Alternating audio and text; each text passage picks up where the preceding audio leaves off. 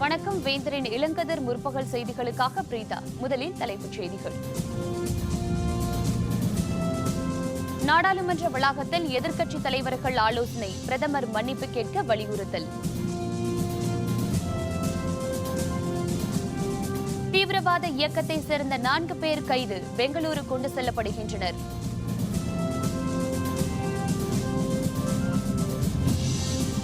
மாநிலம் தோறும் போராட்டம் நடத்த மமதா முடிவு, உத்தரப்பிரதேசத்தில் இன்று ஆர்ப்பாட்டம்.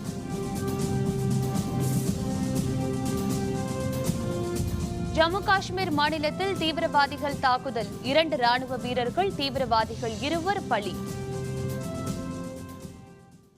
எதிர்க்கட்சிகளை விமர்சித்த பிரதமர் நாடாளுமன்றத்தில் மன்னிப்பு கேட்க வேண்டும் என்று எதிர்க்கட்சித் தலைவர்கள் கோரிக்கை விடுத்துள்ளனர்.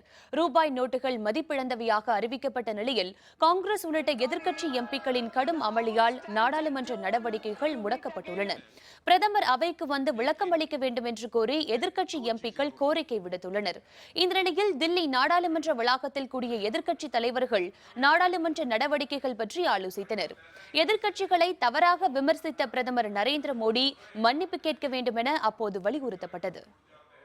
प्रधानमंत्री इंटरवेन करने का कोई मेहरबानी हमारे ऊपर नहीं करते. उनकी ड्यूटी है और इस देश के प्रधानमंत्री है और सदन से तो वो आके बैठकर हमारा डिबेट सुने और उसका उत्तर दे.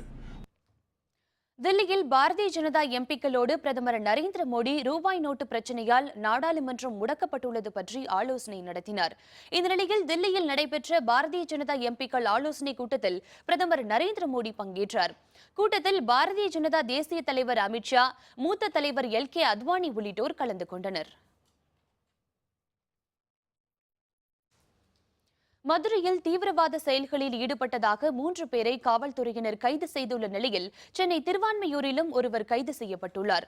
கைது செய்யப்பட்ட 4வரும் பெங்களூரு கொண்டு செல்லப்பட உள்ளதாக தகவல் வெளியாகியுள்ளது.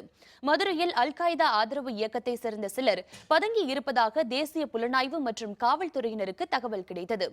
இந்த 3வரில் அப்பாஸ் அலி என்பவர் மைசூர் குண்டுவெடிப்பு வழக்கில் தொடர்புடையவர் என தெரியவந்தது. இதனையடுத்து தேசிய புலனாய்வு பிரிவினர் மதுரை காவல்துறையினரின் உதவியுடன் மதுரை முனிச்சாலை இஸ்மாயில்புரத்தை சேர்ந்த அப்பாஸ் அலி, GR நகரை சேர்ந்த ஆஷிப் சுல்தான் முகமது, கோபுத்தூர் விஸ்வநாதபுரத்தை சேர்ந்த சம்சும் கமீர் ராஜா ஆகியோரை கைது செய்தனர். இவர்களிடமிருந்து வெடிப்பொருட்கள் பறிமுதல் செய்யப்பட்டதாக கூறப்படுகிறது. அப்பாஸ் அலி, கரீம் ராஜா ஆகியோர் மீது சித்தூர், கொல்லம் நீதிமன்ற வளாக குண்டுவெடிப்பு, நெல்லூர் குண்டுவெடிப்பு, மலப்புரம் நீதிமன்ற கழிப்பறை குண்டுவெடிப்புகளில் தொடர்பெடுப்பதாக புலனாய்வுத்துறை கூறியுள்ளது. கைது செய்யப்பட்டவர்கள் தற்பொழுது சிவகங்கை மாவட்டத்தில் உள்ள இந்திய திபெத் எல்லை காவல்துறை முகாமில் வைக்கப்பட்டு விசாரிக்கப்பட்டு வருகிறார்கள். இதனிடையே இவர்களுடன் தொடர்புடைய ஹக்கீம், தாவூத் என்ற இருவரையும் காவல்துறையினர் தேடி வருகின்றனர்.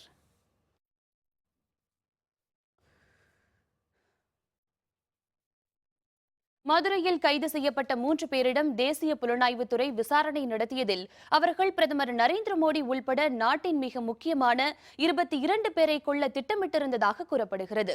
அவர்களிடமிருந்து ஆயுதங்கள் மட்டுமின்றி துண்டு பிரசுரங்கள், பென்டிரைவில் இருந்த தகவல்கள் போன்றவையும் பறிமுதல் செய்யப்பட்டிருப்பதாக தகவல் வெளியாகியுள்ளது.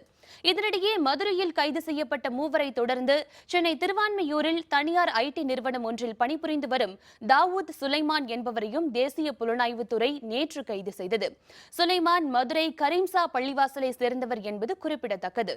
இதனிடையே கைது செய்யப்பட்ட 4வரையும் தனிப்படை காவல்துறையினர் விசாரணைக்காக பெங்களூரு அழைத்து செல்ல உள்ளதாக தகவல் வெளியாகியுள்ளது.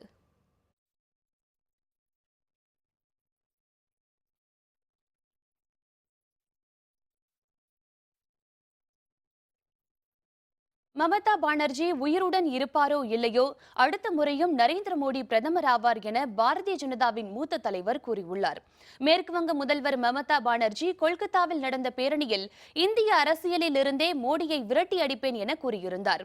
மோடியின் வீடு முன் ஆர்ப்பாட்டம் நடத்துவேன் எனவும் அறிவித்திருந்தார். இதற்கு பாரதிய ஜனதாவின் மூத்த தலைவர்களில் ஒருவரான சித்தார்த்தநாத் சிங் பதிலடி கொடுத்துள்ளார். பண மதிப்பு அழிப்பு விவகாரத்திற்கு பிறகு மமதா மனநலம் குன்றியவர் போல காணப்படுகிறார், தவறான சொற்களை பயன்படுத்துகிறார். அடுத்த முறை மக்களவை தேர்தல் வரும்பொழுது மமதா உயிரோடு இருப்பாரோ இல்லையோ, மோடி மீண்டும் பிரதமர் ஆவார் என சித்தார்த்தநாத் சிங் கூறியுள்ளார். She has certainly lost her cool and she has certainly lost her mental balance, which should be there as a politician. and she is ranting this kind of a language against the Honorable Prime Minister. Time has come for Mamata Banerjee to be prepared for Bhag Mamata Bhag.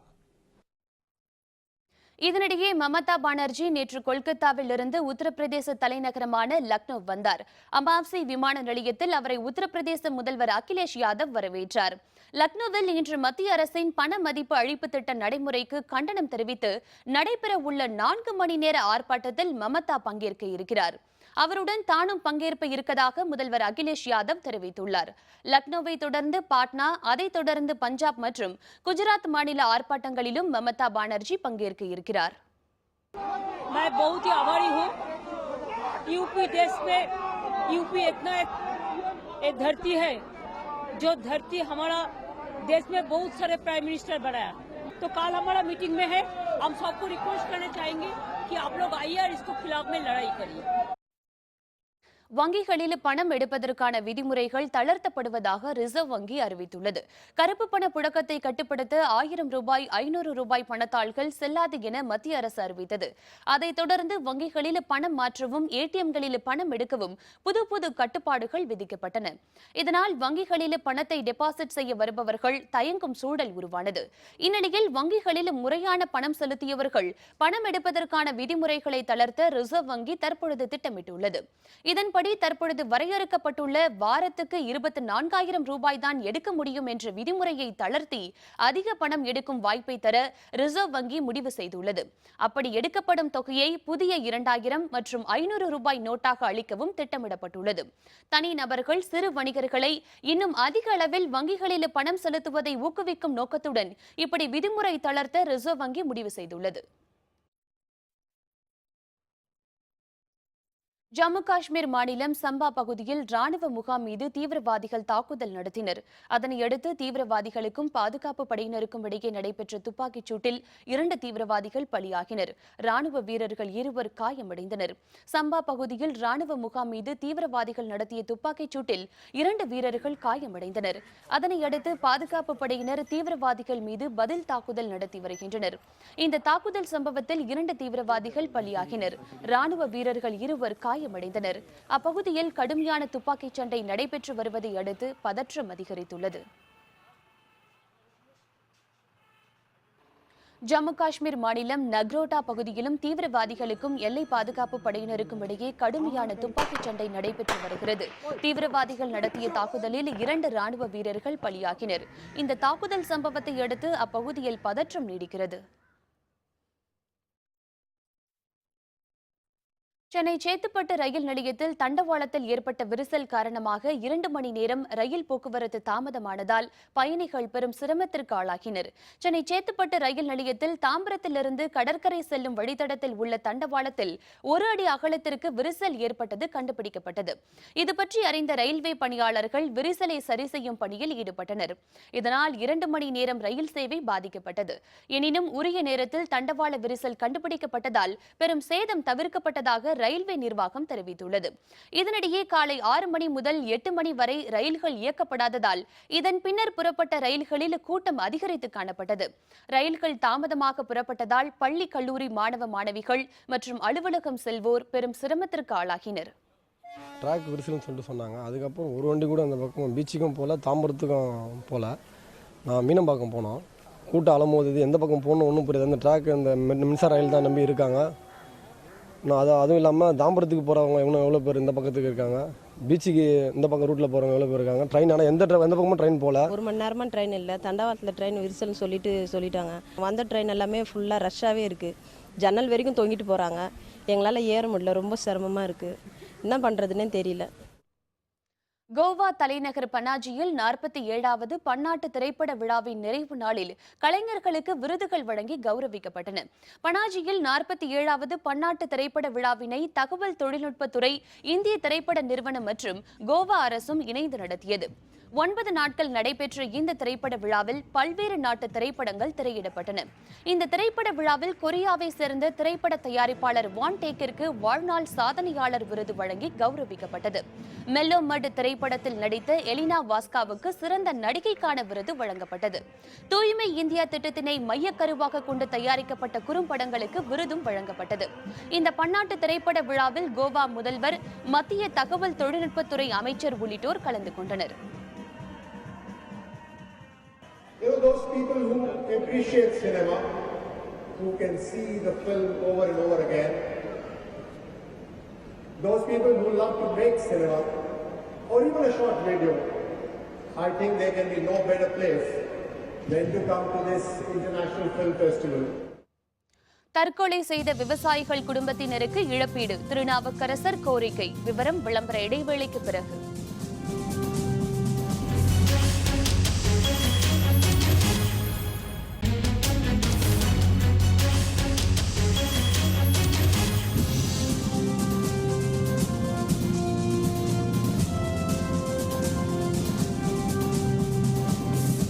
செய்திகள் தொடர்கின்றன.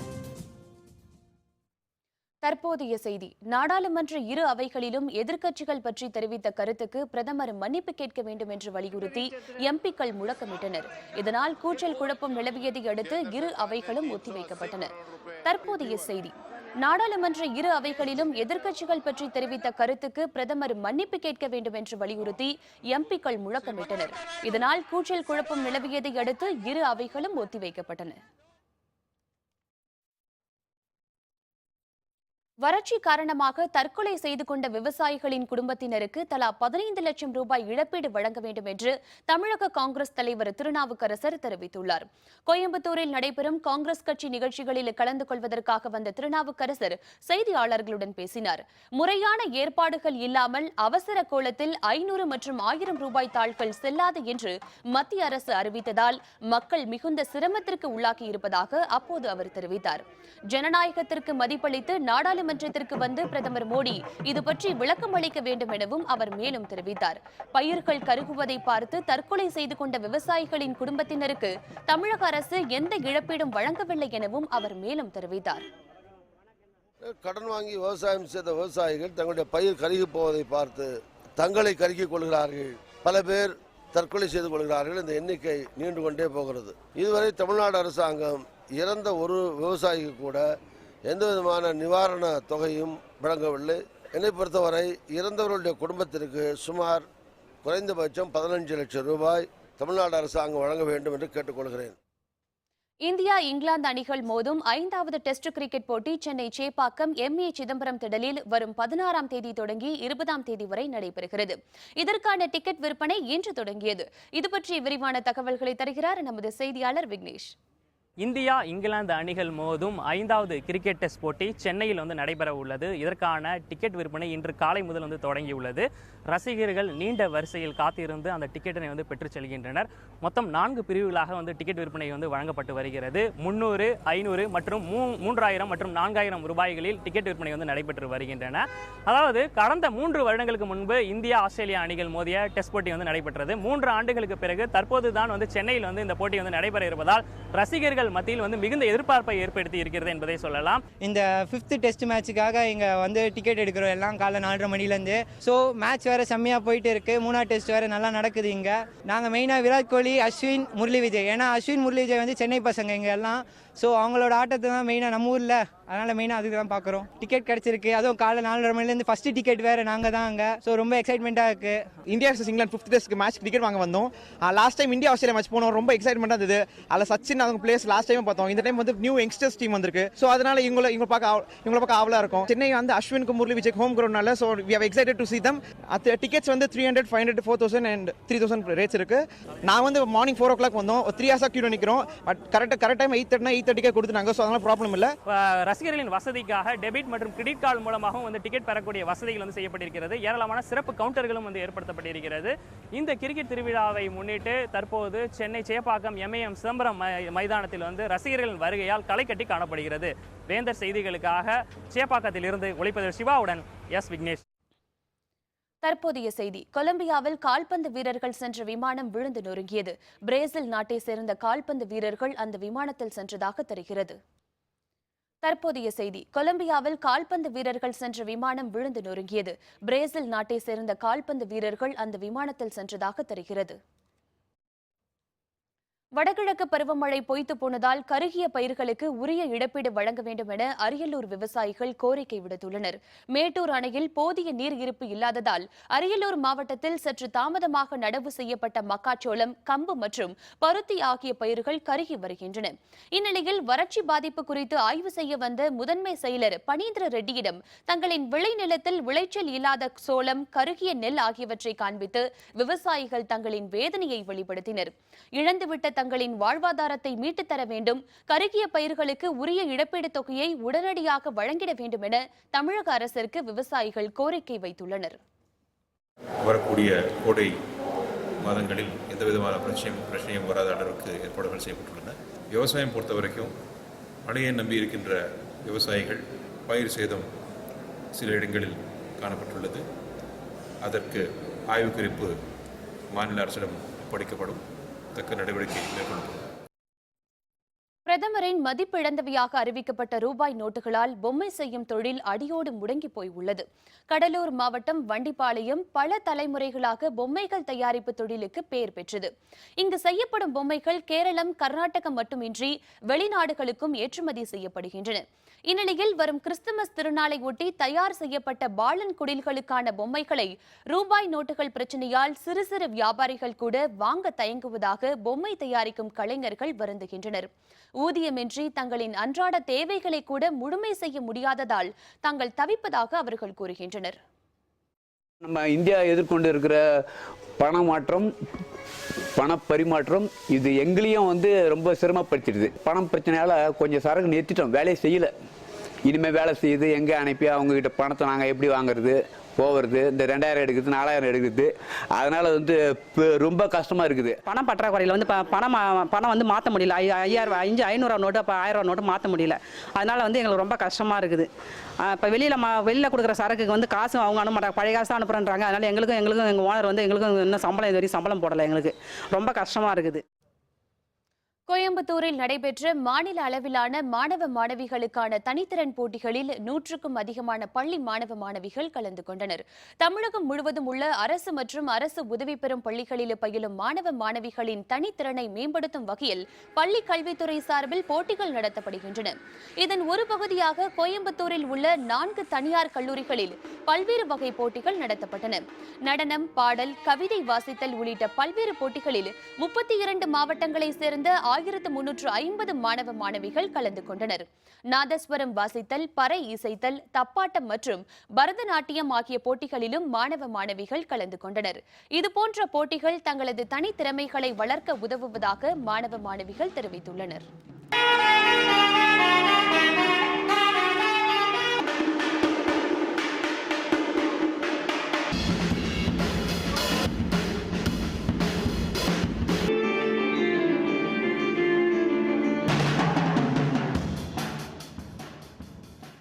அனைத்து மாணவர்களுடைய திறன்களை வெளிக்கொணர வேண்டும் என்ற அடிப்படையில் இந்த போட்டிகள் தமிழக அரசால் நடத்தப்படுகிறது. ஒவ்வொரு ஆண்டும் ஒவ்வொரு மாவட்டத்திற்கு வழங்கப்படக்கூடிய வாய்ப்பு இந்த ஆண்டு கோவை மாவட்டத்திற்கு வழங்கப்பட்டிருக்கிறது. அனைத்து ஏற்பாடுகளும் சிறப்பாக செய்யப்பட்டிருக்கின்றன. நான் வீணை வாசிக்கிறதுக்காக வந்திருக்கேன். இப்போ எனக்கு ரொம்ப சந்தோஷமாக இருக்குது இதில் பார்ட்டிசிபேட் பண்ணுறது. நான் வாத்தாப்பிங்கிற பாட்டை வாசிக்க போகிறேன். வீணை வாசிச்சா கான்சன்ட்ரேஷன் வரும்னு சொல்லுவாங்க. ஆர்ட் அண்ட் லிட்டரரி காம்படிஷனில் பார்ட்டிசிபேட் பண்ணுறேன். ரொம்ப எக்ஸைட்டடாக இருக்குது. நிறைய பேர் வந்துருக்காங்க. நான் ட்ரம்ஸ் வாசிக்கிறேன். வெஸ்டர்ன் பேஸ்ட் அப்புறம் கல்ச்சுரல் ஃபோக் வாசிக்க போகிறேன். 1000 ரூபாய், 500 ரூபாய் நோட்டுகள் செல்லாது என்ற மத்திய அரசின் அறிவிப்பால் நீலகிரி மாவட்டத்தில் தேயிலை தொழில் கடுமையாக பாதிக்கப்பட்டுள்ளது. நீலகிரி மாவட்டத்தின் குன்னூர் தேயிலை தொழிலை முதன்மையாக கொண்டு செயல்பட்டு வருகிறது. இந்நிலையில் மத்திய அரசின் மதிப்பிழந்ததாக அறிவிக்கப்பட்ட 1000, 500 ரூபாய் நோட்டுகளால் தேயிலை வணிகம் கடுமையாக பாதிக்கப்பட்டுள்ளது. உற்பத்தி செய்யப்பட்ட தேயிலையை வெளி மாநிலங்களுக்கு கொண்டு செல்ல முடியாததால் கோடிக்கணக்கான ரூபாய் இழப்பு ஏற்பட்டுள்ளதாகவும் இது பற்றி மத்திய அரசு விரைந்து நடவடிக்கை எடுக்க வேண்டும் எனவும் தேயிலை உற்பத்தியாளர்கள் கேட்டுக் கொண்டுள்ளனர். பெரும்பான்மை மக்களுடைய இந்த ரூபாய் தட்டுப்பாடுகள் இங்கே இருக்கிற வியாபாரத்தில் பெரும் பங்காற்றி இருக்கிறதுங்கிறப்போ அடிப்படை தேவைகளை பூர்த்தி செய்வதில் சிறுதேயிலை விவசாயிகளுக்கும் தோட்ட தொழிலாளர்களுக்கும் பிரச்சனை இருக்குது. இவங்க 2 பேருக்கும் பிரச்சனை இருக்கிறதோட பிரதிபலிப்பாக இங்கே இருக்கிற வர்த்தகர்களிடையே நடந்துட்டு இருக்குங்கிறது கண்கூட பார்க்க முடியுது. இதுக்கு ஒரு முக்கியமான முடிவாக பார்த்தீங்கன்னா பேங்கிங் சிஸ்டத்தை ஈவன் தோட்ட தொழிலாளர்களுக்கும் சரி ஈவன் சிறுதேயிலை விவசாயிகளுக்கும் கனெக்ட் பண்ண வச்சு பார்த்ததில் எல்லாருக்கும் ஒரு நல்ல நன்மை கிடைக்குங்கிறதுல மாற்று கருத்து இருக்க முடியாதுங்க. சேலத்தில் நடைபெற்ற 63 நாயன்மார்களின் திருவீதி உலாவில் திரளான பக்தர்கள் பங்கேற்று தரிசனம் செய்தனர். சேலம் அம்மாப்பேட்டையில் உள்ள அருள்மிகு குமாரகிரி சுப்பிரமணி திருக்கோவிலில் 63 திருவிழா நடைபெற்றது. முன்னதாக 63 நாயன்மார்களுக்கு மஞ்சள் மற்றும் மலர்களால் அலங்காரங்கள் செய்யப்பட்டு சிறப்பு அபிஷேக ஆராதனைகள் நடைபெற்றன. இதனைத் தொடர்ந்து திருமஞ்சனம் சாத்தப்பட்டு சிவ வாத்தியங்கள் முழங்க அலங்கரிக்கப்பட்ட பல்லக்கில் நாயன்மார்கள் திருவீதி உலா வந்தனர். இதில் ஏராளமானோர் கலந்து கொண்டு சிவவேடம் அணிந்து தரிசனம் செய்தனர்.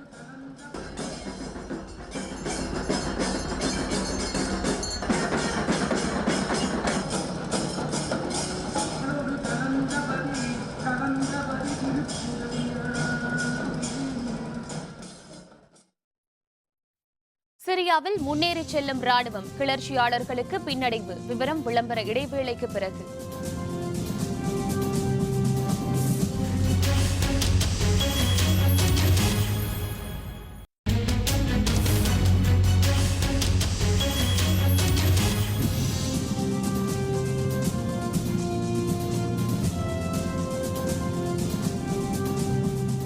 செய்திகள் தொடர்கின்றன. இனி அயலக செய்திகள்.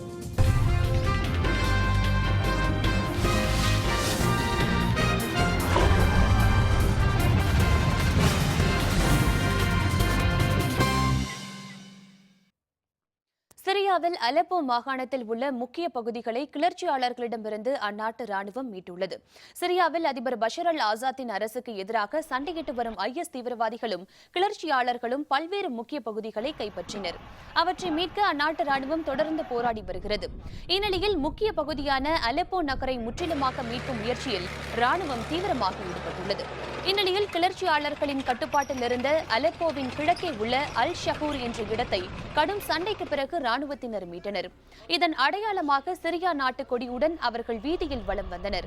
இதனிடையே சிரியாவில் 5 லட்சத்திற்கும் அதிகமான குழந்தைகள் மிகவும் ஆபத்தான பகுதிகளில் போதிய உணவு, மருத்துவ வசதியின்றி வாழ்ந்து வருவதாக தெரிவித்துள்ள ஐக்கிய நாடுகள் அவையின் குழந்தைகள் நல அமைப்பு போரை முடிவுக்கு கொண்டுவர அனைத்து தரப்பினரும் ஒத்துழைக்க வேண்டும் என கேட்டுக் கொண்டுள்ளது.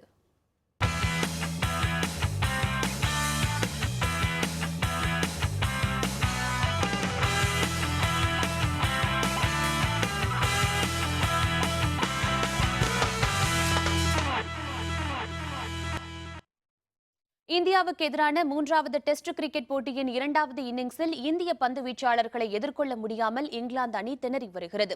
இந்தியா இங்கிலாந்து அணிகளுக்கு இடையிலான 3வது டெஸ்ட் போட்டி பஞ்சாப் மாநிலம் மொஹாலியில் நடைபெற்று வருகிறது. இதன் முதல் இன்னிங்ஸில் இங்கிலாந்து அணி 283 ரன்களும் இந்திய அணி 417 ரன்களும் எடுத்தன. இந்நிலையில் 2வது இன்னிங்ஸை விளையாடி வரும் இங்கிலாந்து அணி நேற்றைய ஆட்ட நேர முடிவில் 4 விக்கெட்டுகள் இழப்புக்கு 78 ரன்கள் எடுத்திருந்தன. இந்நிலையில் இன்று ஆட்டத்தை தொடர்ந்துள்ள இங்கிலாந்து அணி இந்திய பந்துவீச்சை எதிர்கொள்ள முடியாமல் திணறி வருகிறது. சற்று முன் வரை இங்கிலாந்து அணி 7 விக்கெட்டுகள் இழப்புக்கு 153 ரன்கள் எடுத்துள்ளது. இதனால் இந்த போட்டியில் இந்தியாவுக்கு வெற்றி வாய்ப்பு அதிகரித்துள்ளது.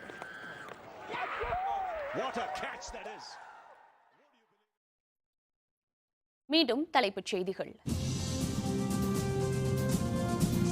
நாடாளுமன்ற வளாகத்தில் எதிர்க்கட்சி தலைவர்கள் ஆலோசனை, பிரதமர் மன்னிப்பு கேட்க வலியுறுத்தல்.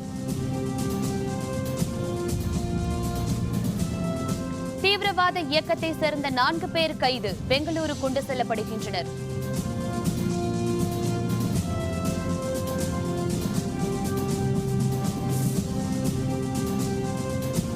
மாநிலந்தோறும் போராட்டம் நடத்த மமதா முடிவு, உத்தரப்பிரதேசத்தில் இன்று ஆர்ப்பாட்டம்.